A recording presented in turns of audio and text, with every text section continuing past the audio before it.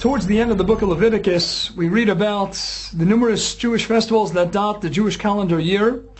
And one of the questions that one might ask is, when contrasting the various festivals with the Holy Sabbath, with the Shabbat, the seventh day of the week, when it comes to the various prohibitions, there are really only two small differences. After all, there are 39 malachot, there are 39 prohibitions, acts of creative labor that are forbidden on Shabbat, that we're enjoined from actually carrying out on the holy day, the seventh day of the week. But at the same time, we encounter those exact prohibitions every single Yom Tov, every single one of the Jewish holidays as well, except for two.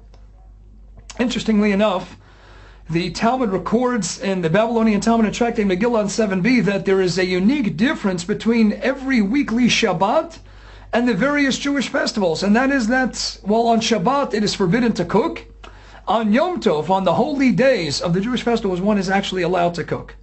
Another difference we know from the Tractate Shabbat that discusses the various prohibitions. We know that on Yom Tov, on a Jewish festival, one is allowed to carry. There are no restrictions whatsoever when it comes to carrying. You can carry anything you want to any friend, any neighbor's house.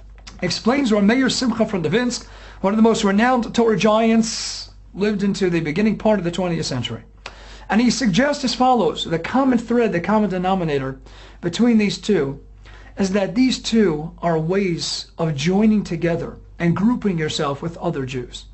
Shabbat is a day of teshuvah, and that's why the word itself shares an etymological root with teshuvah. It's an idea of shav, it's an idea of going back, returning to your Creator, but it's on a personal level.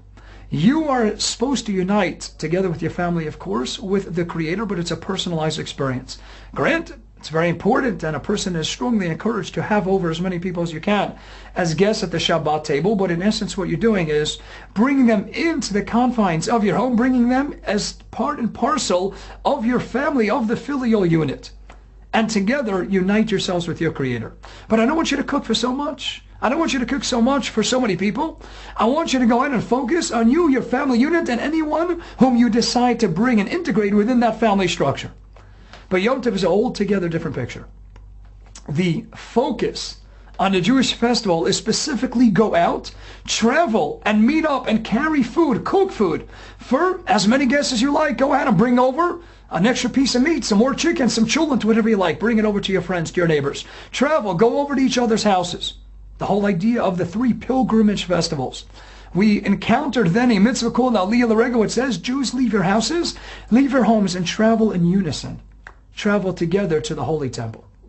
And together receive the divine presence of HaKadosh Baruch Hu, the divine presence of God. Yom Tov is a day, get out, join together with other Jews. Thus, carry. No prohibitions whatsoever placed on the act of carrying. And when it comes to cooking, again, no restrictions. But Shabbat is about you, your family, and returning to God. That's why on the pages of the Torah itself, the first time we're encountering Shabbat in the book of Exodus, God describes the nature, thus the essence of the day, as one of Shavu Ish Tachtav, stay where you are.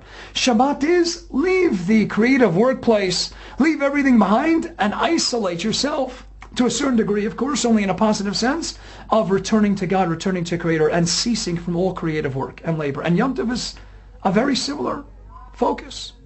It parallels a lot of the forbidden creative works that we're enjoined from participating in on Shabbat. But Yom Tov is uniquely different.